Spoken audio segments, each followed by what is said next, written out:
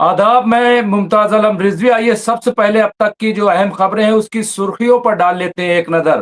पहली खबर, हिजबुल्लाह का एक रॉकेट सयूनी मिसाइल से टकराकर उसे मुकम्मल तौर पर तबाह कर दिया है। ये आप देख सकते हैं, तो ये इस वक्त की बड़ी खबर। दूसरी अहम खबर, एक तबाहकुन हड़ताल ने तिल अवीव को निशाना बनाया है, जिसने सरकारी मिल्कियत वाली डिफेंस इंडस्ट्री कंपनी के मरकज को निशाना बनाया है। यहाँ पे देखिए एक और खबर की तरफ बढ़ते हैं। दुश्मन अभी इस सिलसिले में तफसीलात नहीं दे रहा है, यानी इजराइल की तरफ से अभी इस पर कोई तफसीलात नहीं दी गई हैं। तमाम आबादकार आने वाले वक्तों में होशियार रहें, इन पर जहन्नम की आग की बारिश हो सकती है। और ये खबर इतनी है कि पूरे इजराइल में दहशत पैदा हो गई है। एक और खबर बढ़ते हैं, हर कोई इसे तिल अवीव में पुरस्कार धमाका करार दे रहा है। ये चीमगोइयां पूरे इजराइल के अंदर हो रही हैं। आगे बढ़ते हैं, अमरीकी अफवाज ने जर्मनी से अनखला की तस्दीक कर दी है, यानी अब अमरीकी फौज जर्मनी में नहीं रहेगी। मेरा ख्याल ये है कि इराक के बाद अब जर्मनी से भी अमरीकी फौज जा रही है।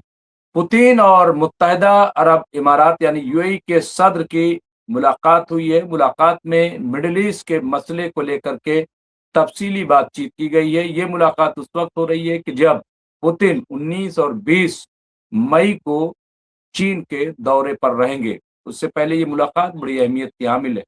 एक और खबर की तरफ बढ़ते हैं, गाजा की पट्टी पर इजरायली फौज के हमले जारी हैं। मुसलसल 2-3 दिनों से लगातार इजराइल गाजा पर हमले कर रहा है। अब तक खबर यह है कि तकरीबन 20 से 25 लोग इस हमले में हलाक हुए 48 घंटे में। एक और खबर जो बहुत इंपॉर्टेंट है, रूस ने होर्मुज की सूरत हाल पर अमेरिका और बहरीन की जानिब से अक़वाम मुत्तहिदा की सलामती काउंसिल की तैयार करदा करारदाद पर तनकीद करते हुए इसे गलत करार दिया है, कहा ये मुनासिब नहीं है। ये इस वक्त की जो खबरें उसकी सुर्खियां थी। आइए तफसील से डाल लेते हैं एक नजर।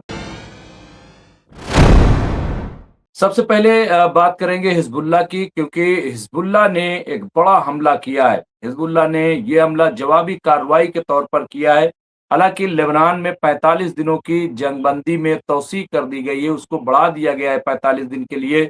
लेकिन बावजूद इसके जिस तरह से इजराइल लगातार लेबनान पे हमला कर रहा है, हिजबुल्लाह भी जवाब दे रहा है। खबर यह है कि हिजबुल्लाह ने इतना बड़ा हमला किया है कि जो इजरायली यानी सयूनी मिसाइल फैक्ट्री है उसमें आग लग गई है, ऐसा दिखाया जा रहा है। जो वीडियोस आ रहे हैं उससे यही लग रहा है कि काफी बड़ा हमला था और उसकी वजह से यहाँ पे तिल अवीव में खासतौर से आप देख सकते हैं किस तरह से ये आग लगी हुई है। और वहाँ धमाके की भी खबर है कि वहाँ पे धमाका भी हो रहा है और उसकी वजह से वहाँ पे काफी दहशत है। अभी पूरी तफसील जो आनी चाहिए इजराइल की तरफ से वो नहीं आई, आएगी भी नहीं, कह पाना मुश्किल है, लेकिन ये बड़ी खबर है। दूसरा यहाँ पे बताया जा रहा है कि ये तेल अवीव को निशाना बनाया गया है। यहाँ पे ये तबाहकुन जो है ये हमला था, स्ट्राइक थी तबाहकुन। ये स्ट्राइक की गई थी हिजबुल्लाह की तरफ से, जिसने सरकारी मिल्कियत वाली यहाँ बताया डिफेंस इंडस्ट्री कंपनी के मरकज को निशाना बनाया है। अभी कोई तफसील नहीं दी गई है। यहाँ एक और चीज जो चल रही वो ये कि हिजबुल्लाह की तरफ से गालिबन ये बात कही गई है कि तमाम जो आबादकार हैं, जो सेटलर हैं, आने वाले वक्तों में होशियार रहें, क्योंकि उन पर आग की बारिश होगी, जहन्नम की आग की बारिश होगी।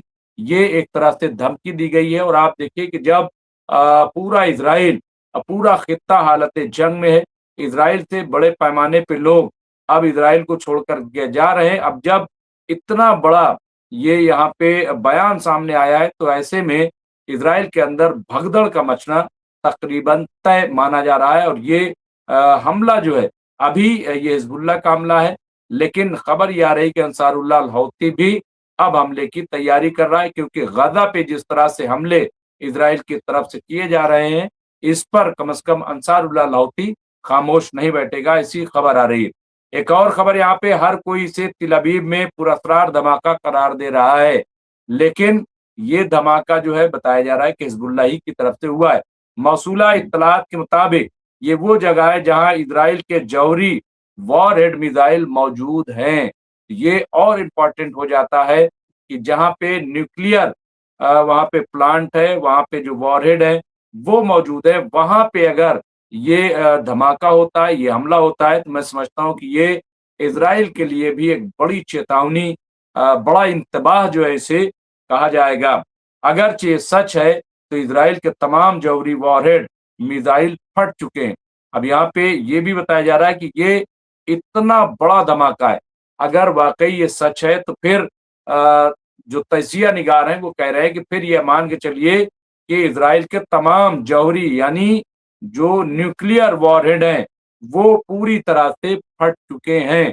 تو کیا اگر وار ہیڈ یہ پھٹے ہوئے ہیں تو اس سے کتنا بھاری نقصان اسرائیل کو ہونے والا ہے، ابھی اس کی تفصیلات آنی باقی ہے، لیکن یہ اسرائیل کے لیے ایک بڑی تباہی مانا جائے گا، یہ بڑا نقصان اسرائیل کا ہوگا، اور مجھے نہ لگ رہا ہے کہ اس کے بعد اسرائیل میں کوئی رہنے کی کوشش کرے گا، وہ چاہے گا کہ جتنی جلدی ہو سکے اسرائیل سے باہر نکل جائیں۔ اس کے علاوہ ایک اور جو خبر آ رہی ہے، جیسا کہ ہم نے اپنی سرخی میں بتایا تھا کہ غزہ پٹی میں لگاتار حملے کیے جا رہے ہیں۔ اسرائیلی فوج نے ہفتے کے روز غزہ کی پٹی پر حملے شروع کر دیے۔ خان یونس کے مشرقی اور جنوبی علاقوں میں توپ خانے سے گولہ باری کی گئی۔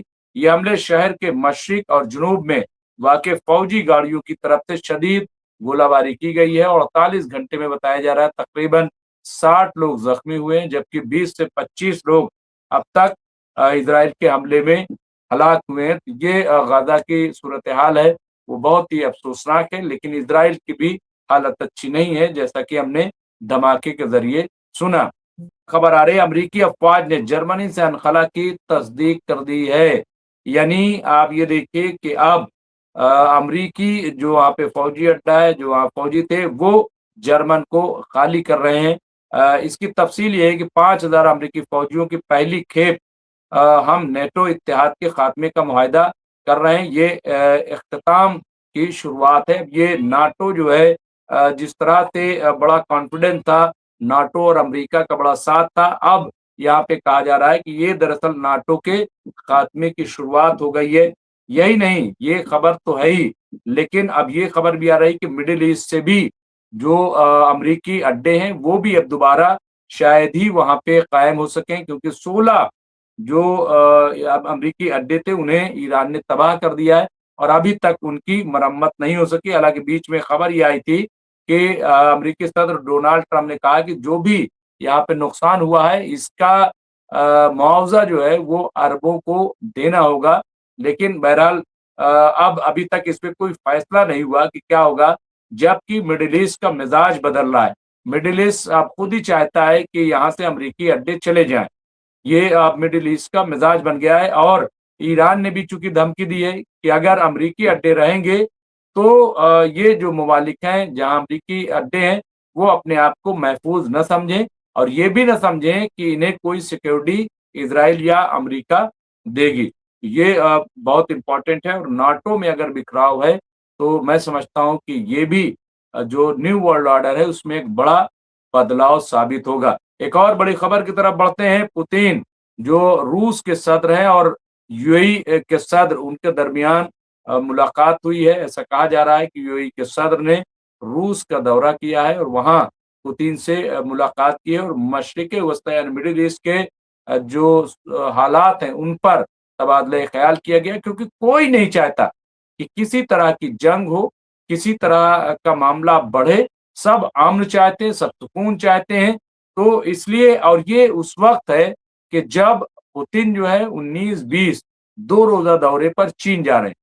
ابھی 2 دن پہلے آپ نے دیکھا کہ کس طرح سے 2 روزہ کے دورے پر امریکی صدر ڈونالڈ ٹرمپ چین میں تھے، لیکن خدا پہاڑ نکلی چوہیا، بلکہ میں تو کہتا ہوں کہ بچھو نکلا، اور وہ شاید اب ڈونالڈ ٹرمپ کو ڈس رہا ہے۔ یہی وجہ ہے کہ ڈونالڈ ٹرمپ ایک بار پھر ایران پر حملے کی دھمکی دے رہے ہیں۔ وہاں سے خبر چلائی جا رہی ہے کہ امریکہ پوری تیاری کر رہا ہے اور کسی وقت ایران پر حملہ ہو سکتا ہے، لیکن ایران بھی جوابی کارروائی کے لیے پوری طرح سے اپنے آپ کو تیار کر چکا ہے۔ تو یہ اس وقت کی بڑی خبر ہے، لیکن یو اے کا جانا روس بہت بڑی بات ہے، کیونکہ یو اے جو ہے وہ امریکہ سے بہت قریب بتایا جا رہا ہے۔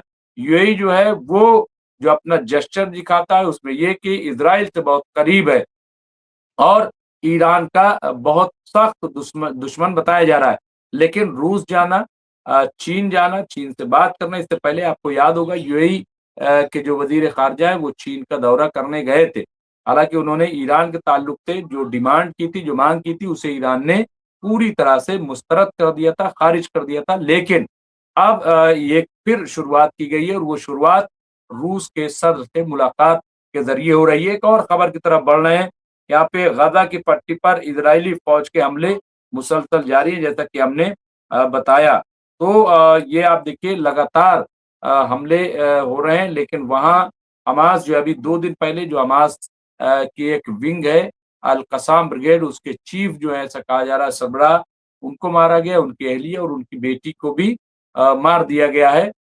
इसके अलावा वहाँ पे अब तक कई लोग, जैसा कि हमने रिपोर्ट में बताया है, तो वहाँ भी हालात अच्छे नहीं है।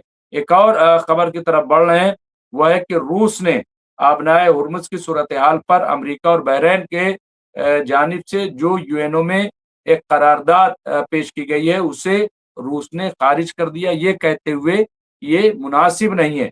याद होगा कि 1 दिन पहले कल ही इसी तरह चीन ने भी बहरीन और अमेरिका की तरफ से स्टेट ऑफ हुर्मुज़ से मुतालिक जो करारदाद यूएनओ में पेश की थी, उसे चीन ने भी खारिज कर दिया था और तकरीबन यही ज़बान इस्तेमाल की थी कि इस वक़्त इस तरह की करारदाद पेश करने का कोई मतलब नहीं है। इस वक़्त ज़रूरत इस बात की है कि किसी तरीके से ईरान और अमेरिका आपस में बैठ कर के बातचीत करें और कोई रास्ता निकालें, क्योंकि जंग से मसला हल होने वाला नहीं है। तो आप ये देखिए कि चीन और रूस दोनों स्टेट ऑफ हुर्मुज़ से मुतालिक ईरान का जो मौक़िफ़ है उसकी हिमायत कर रहे हैं, ईरान के साथ खड़े हुए नज़र आ रहे हैं और यही वजह है कि ईरान के हौसले पूरी तरह से बुलंद हैं। अब ईरान जो है एक नया मैकेनिज़्म बना रहा है ताकि स्टेट ऑफ हुर्मुज़ से वो टोल टैक्स वसूल कर सके। तो नाज़रीन, इस वक़्त की ये कुछ अहम खबरें थी जो हमने आपकी खिदमत में पेश की हैं। इस तरह की खबरों के लिए देखते रहिए एमएमसी न्यूज़ इंडिया। बहुत-बहुत शुक्रिया।